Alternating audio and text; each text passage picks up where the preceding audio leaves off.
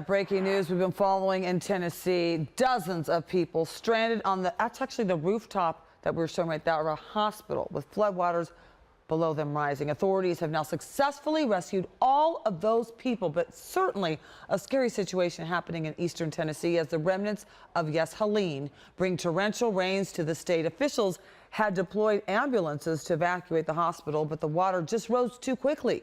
Again, all 54 people are now safe.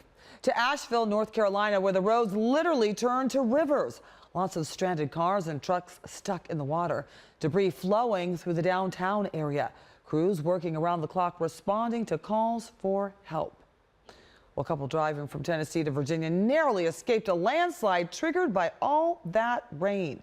The car was hit by large rocks and mud. You can kind of see that back windshield there. Well, that was shattered. They said the landslide started on the other side of the interstate from where they were driving, so they kind of thought they could escape, but lucky for them, they were not.